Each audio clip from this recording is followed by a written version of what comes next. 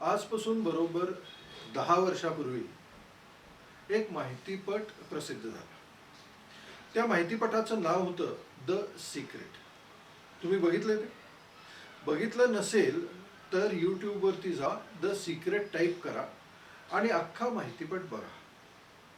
कारण ह्या माहितीपटाने जगाला एक वेगळा दृष्टिकोन दिला. जीवनाकडे बघण्याचा एक वेगळा दृष्टिकोन आणि जीवन सफल करण्याचा एक दृष्टांत दिला. यामध्ये ते म्हणतायत की तुम्हाला जीवनामध्ये जे मिळवायचं आहे त्याचा जर तुम्ही सतत विचार करत राहिलात तर ती गोष्ट आपोआप तुमच्याकडे आकर्षित होईल. याला ते द लॉ ऑफ अट्रॅक्शन असं म्हणतात. आता हा चित्रपट, हा माहितीपट ज्यावेळेस प्रदर्शित झाला त्याच्यानंतर ही गोष्ट इतकी सोपी वाटली लोकांना की लोकांनी करायला सुरुवात केली.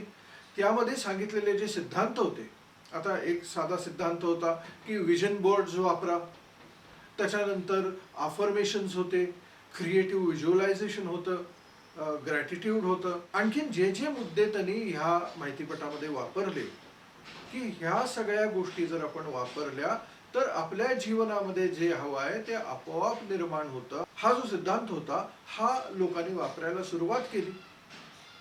काही लोकांना त्याचा अनुभव आला, पण बऱ्याच लोकांना त्याचा अनुभव आला नाही. आता ही गंभीर गोष्ट होती, कारण जर हा एक महत्वाचा सिद्धांत एवढे विद्वान, एवढे सायंटिस्ट, डॉक्टर्स जगासमोर मांडतायत, तर मग हा काय बोगस होता काय?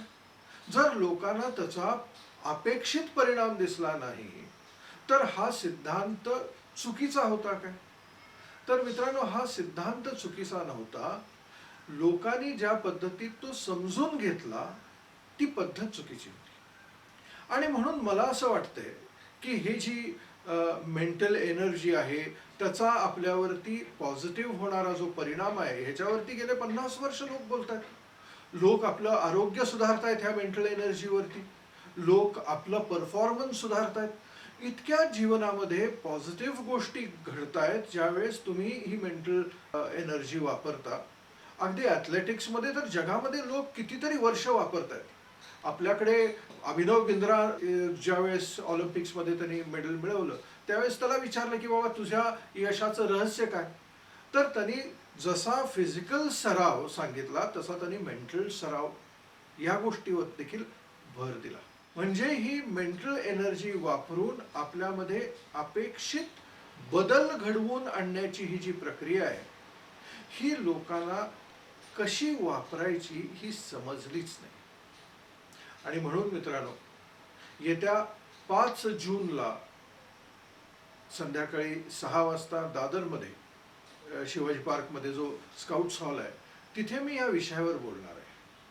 मी या विषयावर बोलणार आहे की नेमक्या कोणत्या गोष्टी जर फॉलो झाल्या तर हे परिणाम दिसत आहेत. लोक रँडमली वापरायला लागलेत. त्यांना क्रिएटिव्ह व्हिज्युअलायझेशन म्हणजे त्यांना जसं क्रिएटिव्ह व्हिज्युअलायझेशन समजलंय तसं वापरतायत.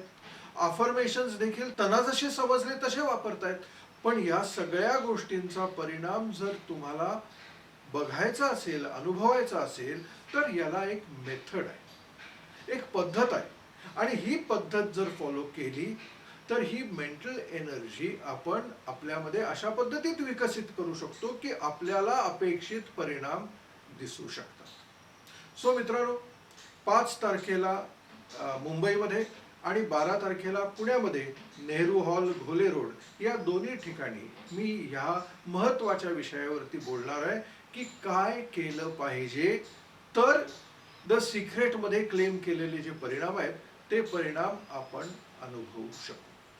हा कार्यक्रम विनामूल्य आहे, हा सर्वांसाठी खुला आहे. तर मला असं वाटतं की तुम्ही याचा लाभ घ्या आणि समजून घ्या, कारण मेंटल एनर्जी तुमच्याकडे आहेच. आणि दुसरी महत्त्वाची गोष्ट, आमचा जो परिवार आहे ह्या परिवाराने आज महाराष्ट्रातली जी दुष्काळाची परिस्थिती आहे, दुष्काळग्रस्त इतके लोक आहेत, जनावरं इतकी होरपाळतायत ह्या महाराष्ट्रातल्या भयान दुष्काळाने, तर त्याच्यासाठी फुल नाही फुलाची पाकळी म्हणून आम्ही काही पैसे जमा केलेले आहेत. जे नाम फाउंडेशनला आम्ही देण्याचं ठरवलेलं आहे.